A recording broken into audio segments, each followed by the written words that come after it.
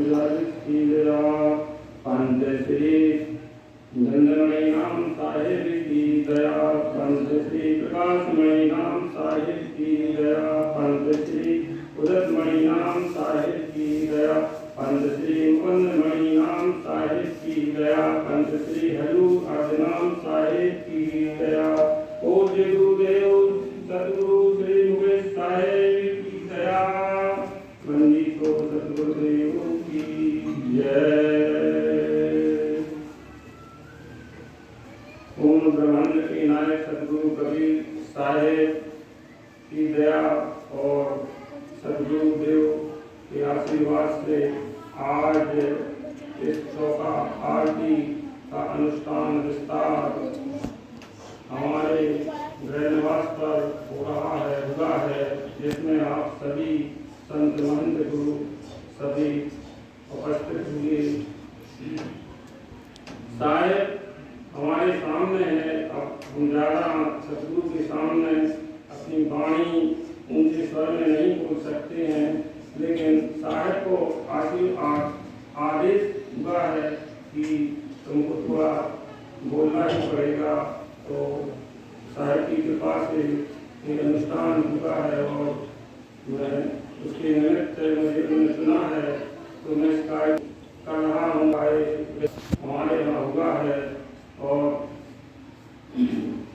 एक चौका आरती सतगुरु कबीर साहब ने धनी धर्मनाथ साहब को दी थी।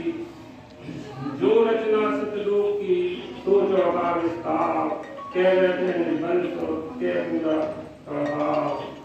इस चौका विस्तार में जिसको आदेश साहब के द्वारा मिल जाता है वही इसको कर सकता है और कोई अन्य व्यक्ति इसको नहीं कर सकता है। ये पूर्ण ब्रह्म का आदेश है ऐसा।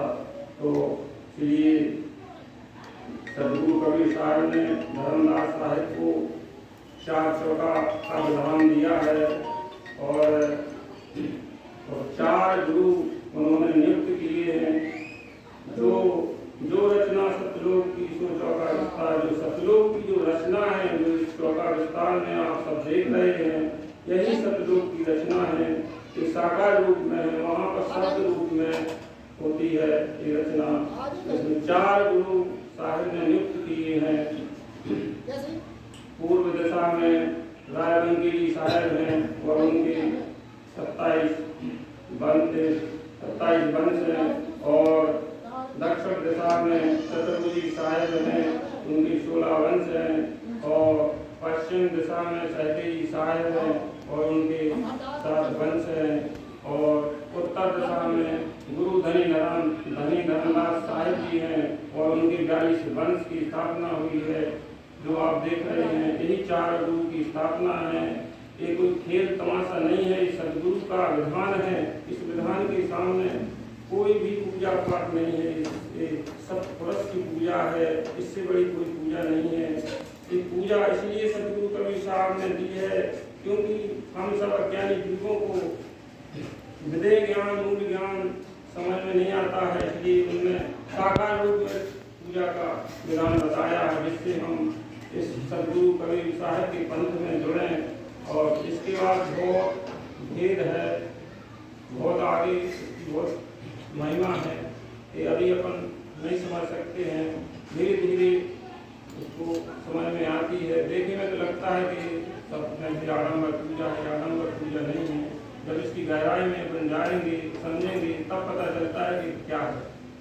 सतगुरु कबीर साहेब जब कलयुग में आए तो कमल के फूल पर प्रकट हुए और जब अंतर ध्यान हुए मंगल में तो भी वो अंतर ध्यान हुए सासरी अपने लोग को चले गए। इसके बाद भी सतगुरु कबीर साहब कई संत महंतों को साथ मिले, दर्शन दिए, आज भी मिलते हैं। हम आपको भी मिल सकते हैं, ऐसी बात नहीं है कि पुराने समय की बात है पहले मिले होंगे अब नहीं मिल सकते। जो उनका सिद्धांत है, जो उनकी वाणी है, जो उनका उपदेश है, उसके अनुसार आप चलेंगे तो आपको भी सतगुरु कबीर साहब साक्षात प्रकट हो सकते हैं।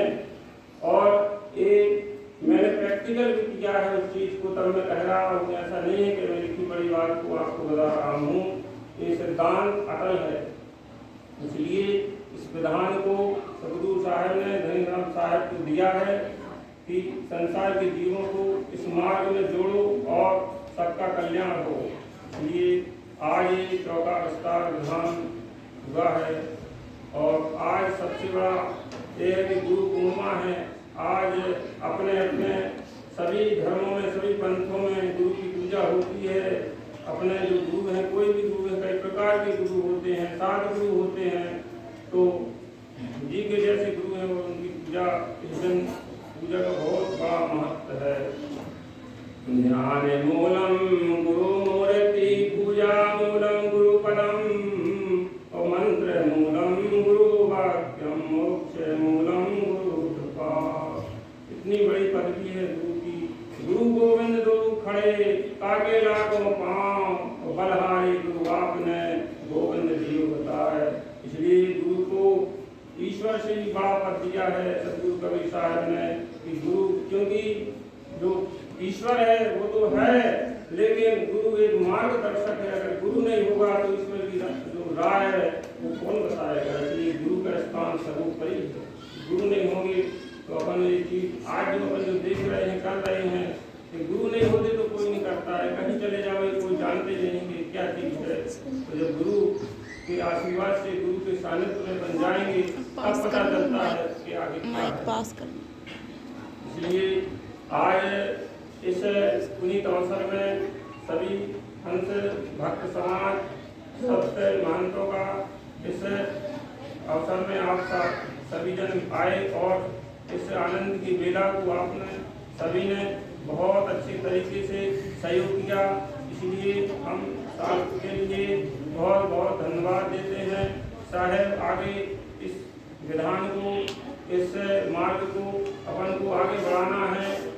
जितना सहयोग हो सके आपको आगे बढ़ाना है, तभी बढ़ पाएगा। एक जन कुछ नहीं कर सकता है, एक जना भाड़ नहीं छोड़ सकता है। सहयोग होगा सभी का, तभी ये पंथ आगे बढ़ेगा।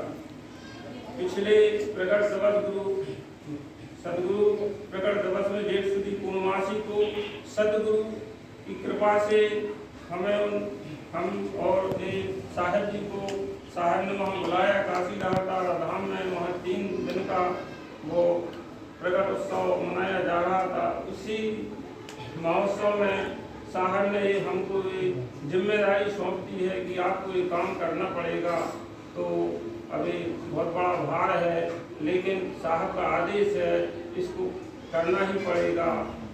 क्योंकि लावे मानव से जन्म है, देह मिले ना बारंबार, और पक्का फल जो कृपा बहुर न लागे।